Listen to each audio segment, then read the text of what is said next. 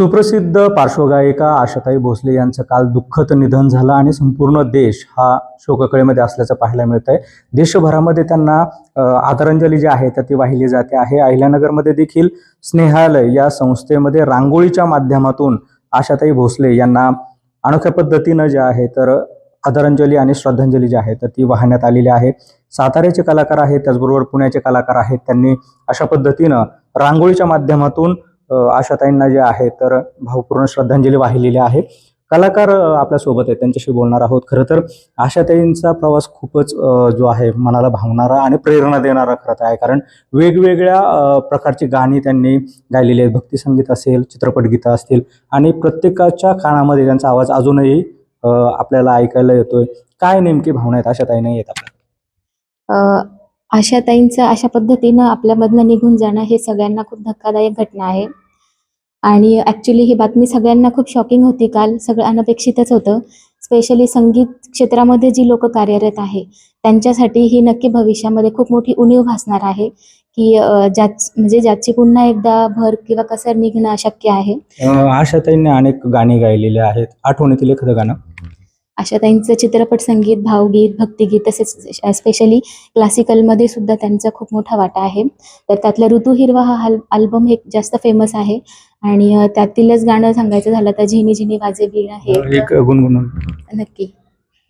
झिनी झिनी वाजे वीण सख्या रे अनुदिन चीज नवीन,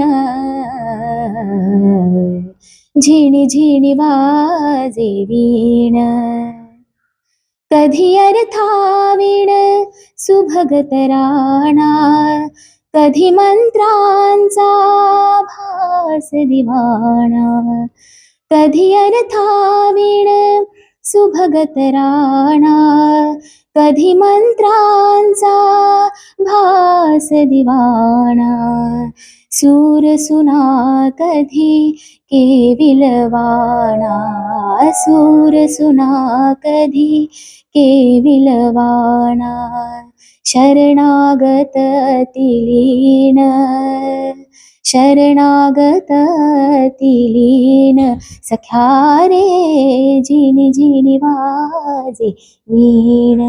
एकूण जर बघितलं गाण्याच्या माध्यमातून देखील श्रद्धांजली जी आहे कलाकारांकडनं व्यक्त केली जाते आहे। साताऱ्याचे कलाकार आहेत, त्यांच्याशी बोलणार आहोत। आपली ज्या वेळेला रांगोळी बघितली तर आशाताई ज्या आहेत अनंतात विलीन होत आहेत अशा पद्धतीची आपण थीम घेतलेली आहे। किती वेळ लागलाय आणि काय भावना आहेत? साधारण 4 तास मला वेळ गेलाय ही रांगोळी साकारण्यासाठी। खूप दुःख होतंय आणि खूपच म्हणजे वाईट वाटते। आपण आपला कलाकार या नात्यानं मी माझ्या कलेतून त्यांना श्रद्धांजली वाहिलेली आहे आणि ही जी मी कला आहे ती त्यांना समर्पित करतो।